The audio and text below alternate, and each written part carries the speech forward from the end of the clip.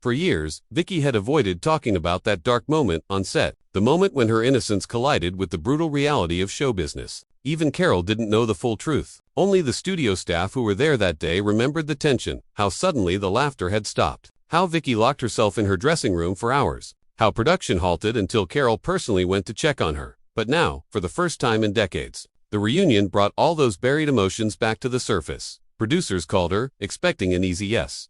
Instead, they were met with silence. Vicki paced her living room, clutching the phone. She replayed that moment over and over, the argument, the humiliation, the feeling of being completely alone on a stage filled with stars. She had been just 17, thrust into a world with no rule book, no mentor except Carol herself. And yet, even Carol couldn't protect her from everything. Eventually, Vicki agreed to appear, but only under one condition. She wanted a private rehearsal with Carol before stepping in front of cameras again. Not for performance reasons, for closure. When Carol walked into the empty studio, she saw Vicki standing center stage, staring at the ghost of the past. Carol didn't speak at first. She simply walked up, opened her arms, and Vicki fell into them like the scared teenager she once was.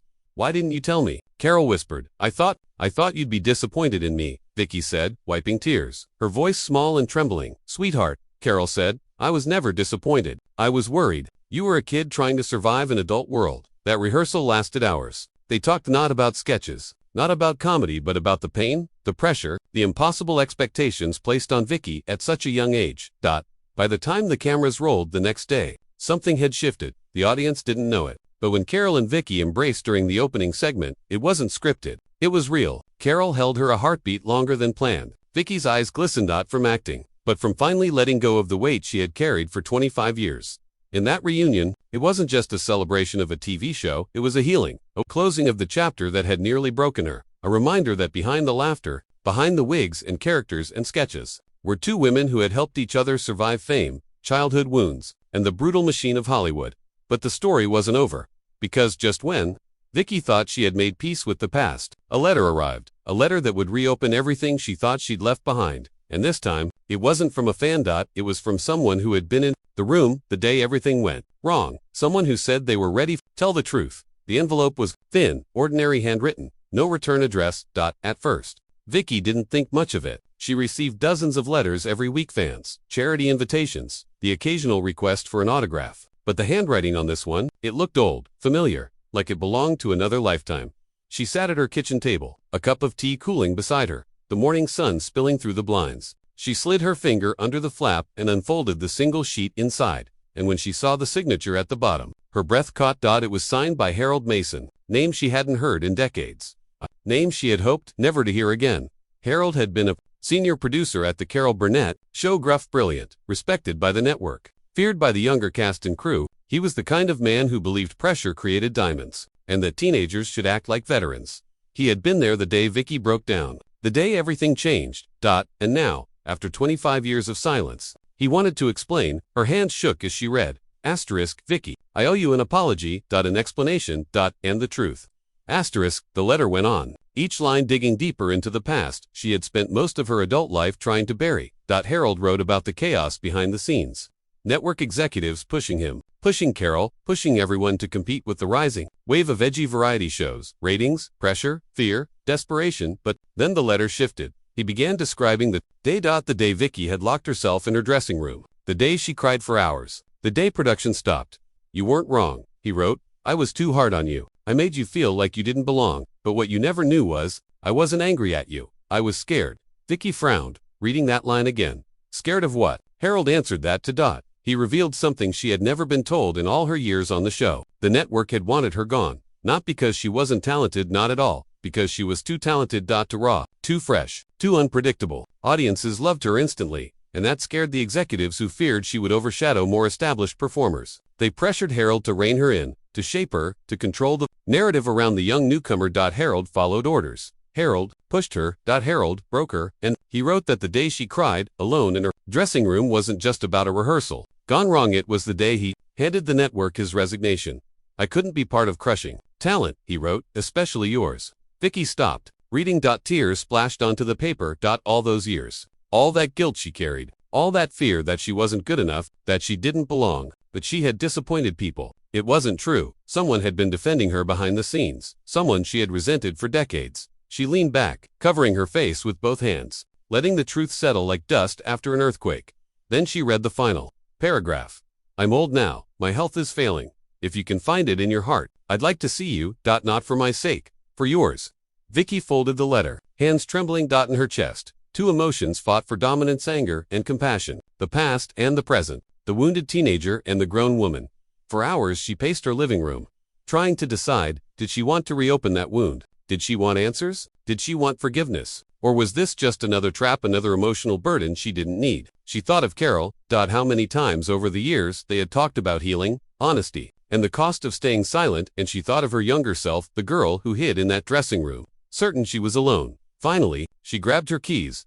She had made up her mind. 2 days later, the nursing home was quiet except for the soft hum of televisions and distant conversations. A nurse guided her down a narrow hallway to a room at the end. Are you family? The nurse asked gently. Vicki paused. No, she said, but I think I'm part of his story.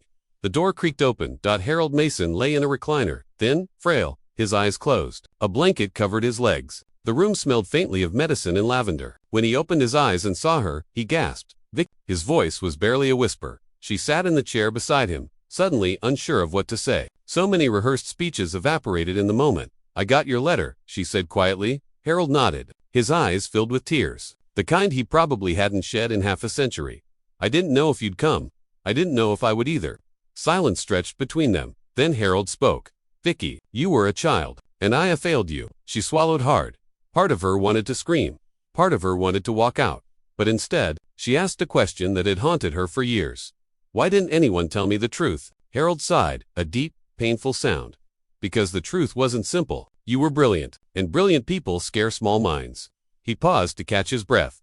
The network didn't want another star getting too big. They wanted to control you. They thought if they kept you insecure, you'd be easier to manage. And you helped them, she said softly, his eyes closed. Yes, I did. And I've regretted it every day. For the next hour, they talked. Slowly, honestly, carefully. Carol told her everything. The meetings, the pressure, the guilt. Vicki shared the years of doubt, the anxiety, the feeling of not belonging. By the end, Harold was exhausted, but something had shifted. In both of them, I don't expect forgiveness, Harold whispered. Vicki reached out, placing her hand over his. I'm not here to punish the past, she said softly. I'm here because the girl I used to be deserved answers. Harold nodded, tears slipping down his cheeks. Thank you, he whispered, for giving me peace before I go. She squeezed his hand gently. Maybe we both found peace, she said, as Vicki walked back to the parking lot. She felt something she hadn't felt in years. Lightness. Not because the past was erased, but because she had finally faced it. And because healing, she realized, often happens in the most unexpected places. And with the most unexpected people. That evening, back home, Vicki set the letter on her kitchen counter and stared at it as if it were a living thing. It had opened a door she thought was locked forever. But it also opened a memory she had avoided revisiting, one she had never shared with anyone, not even Carol. The real reason she broke down that day. Not the yelling. Not the pressure. Not the competition. Something else. Something far more personal. She poured a cup of tea and sat by the window as the city outside settled into dusk. The air smelled like rain, warm, electric, the kind of storm that washes everything clean. Her mind drifted back to 1967, the year she joined the show, a teenager in a room full of legends. Carol, Harvey, Tim, Lyle. She remembered her first day like it was yesterday, walking onto the set, scripts shaking in her hands, trying to smile despite the terror in her stomach. That feeling never fully left. Every sketch, every rehearsal. She felt like she had to fight for her place among giants. And then came that day. The day she broke. It had happened during a simple rehearsal, a comedy bit. Nothing dramatic, nothing important. But halfway through, her joke fell flat. She missed her cue. Laughter died. The room went stiff. Harold snapped at her. A senior writer muttered something under his breath. A few cast members exchanged looks. It wasn't cruelty. It was disappointment. But for a girl trying desperately to prove she belonged. Disappointment felt like a death sentence. She remembered running off the stage, heart pounding, collapsing in her dressing room. She remembered locking the door. She remembered the shaking. But there was something else. Someone else. A knock. Not Harold. Not a producer. Not security. Carol. Vicki had forgotten that part of the memory until now. But it surfaced suddenly, vividly, like a film reel being threaded back into focus. Carol had knocked 3 times, softly, and whispered, "Sweetheart, open the door." But Vicki didn't. She couldn't. She was sobbing too hard. Her voice couldn't come out. Her chest felt like it was collapsing. "Take your time," Carol said through the door. "We're not going anywhere without you." She stayed there. Carol Burnett, a superstar, an icon, sat on the floor outside a teenager's locked dressing room for nearly an hour. Waiting. Comforting. Protecting. Vicki never talked about that moment. Maybe she was too ashamed to admit how fragile she felt. Maybe she didn't want people to know how much she struggled behind the laughter. But now that she remembered it, she couldn't stop thinking about it. It was time to tell her. 3 days later, Vicki drove to Carol's home, a charming house with warm lighting, cozy furniture, and photos of a lifetime of performance lining the walls. Carol welcomed her with a tight embrace, the same kind of embrace that had comforted millions of viewers through decades of comedy. "Sit down, sweetheart," Carol said, motioning to the sofa. "Tell me what's going on. I can see the heaviness in your eyes." Vicki took a deep breath. "I saw Harold." Carol's eyebrows lifted, surprise mixed with something more complicated. "Oh my," she whispered. "How was that?" Vicki told her everything. The letter, the visit, the truth about the network, his apology, the closure. Carol listened silently, her hands folded over her lap, her eyes soft and focused. "I'm proud of you," she said when Vicki finished. That took courage. Vicki nodded, swallowing hard. But she wasn't done. "There's something else," she said quietly. "Something I need to tell you." Carol leaned forward. "That day," Vicki continued, "the day I broke down, I never told you the whole story. You didn't have to," Carol replied gently. "You were a child thrown into a hurricane." "No," Vicki said firmly, "I need to say this, because I remembered something I'd forgotten." Carol waited patiently. "You came to the door," Vicki whispered. "You sat outside for an hour. You didn't leave me. You didn't get angry. You stayed." Carol inhaled sharply. "Oh, sweetheart, I remember." Vicki's voice trembled. "I never thanked you. I was too embarrassed, too overwhelmed. But that moment, that's the moment. I didn't quit. I didn't run away. I stayed because you stayed." Carol reached out and took her hand. "You grew into one of the strongest people I know," she said softly. "But even strong people need someone to sit outside the door sometimes." Tears filled Vicki's eyes, not sadness, but gratitude. A gratitude she had carried silently for decades. It meant everything. She whispered. Carol squeezed her hand. "And you've repaid it 100 times over," she said. "You brought joy to millions, including me." The two women sat together in silence. The kind of silence that speaks louder than words. The kind shared between souls bound, not by blood, but by survival.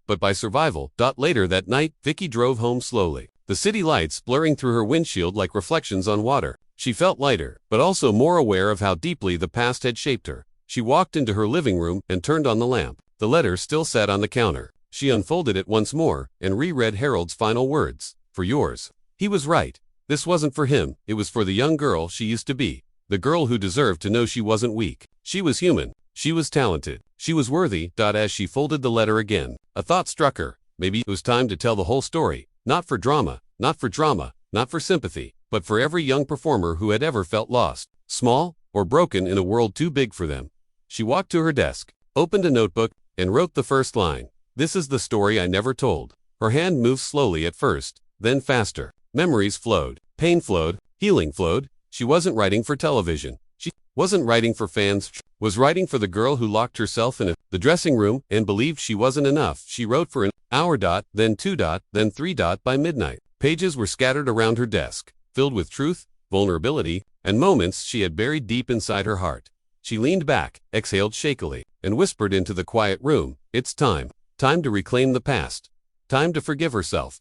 Time to celebrate not just the performer she became, but the child who survived the storm. And somewhere in the distance, thunder rolled, the first drops of rain beginning to fall. Cleansing. Renewing. Healing. The rain continued through the night, soft, steady, rhythmic, tapping against the windows like a gentle reminder that even storms have a purpose. And in the morning, for the first time in years, Vicki woke up without the weight of the past pressing against her chest. She brewed her coffee, opened the curtains, and let the new day flood into the room. On her desk sat the notebook from the night before, pages covered with her handwriting, messy, imperfect, raw. She ran her fingers over the words and felt something deep inside settle into place. Not closure, something better. Understanding. She closed the notebook and whispered, "Thank you," not to anyone in particular, but to every version of herself who had kept going. A week later, Carol called. Her voice was warm and familiar, the sound of years of friendship wrapped in one simple sentence. "Sweetheart, are you okay?" Vicki smiled. "I think I am," she said, for the first time in a long while. Carol exhaled in relief. "You know," she said softly, "life isn't about avoiding the hard chapters. It's about making sure the story continues." Vicki laughed, a real, unguarded laugh. "And what a story it's been," she replied. Then came the news. 2 days later, the nursing home called. Harold Mason had passed away calmly in his sleep. No drama, no suffering, Just a quiet departure at the end of a long road. Vicki sat on her couch holding the message, absorbing the weight of it. She wasn't devastated. She wasn't angry. She wasn't relieved. She was grateful. Grateful she had gone. Grateful she had listened. Grateful she had forgiven. Some stories need endings, but some stories need witnesses. She had been both. The memorial was small, a handful of people who knew Harold in his final years, a few former colleagues. Stillness hung in the room like a slow, gentle hymn. Vicki didn't speak publicly. She didn't need to, but after the service, she approached his photo, a younger Harold, stern, yet brilliant, and she whispered, "I carried it for years. I'm setting it down now." Then she placed the letter beside the frame. A circle closed, a wound honored, a burden released. Weeks passed. The reunion special aired. Audiences laughed. Old memories resurfaced. Vicki and Carol stood side by side on stage, not just as performers, but as survivors of an era that demanded everything from them. At one point, live on camera, Carol wrapped her arm around Vicki's shoulders and said, "This girl right here, she grew up with us, and she made us better."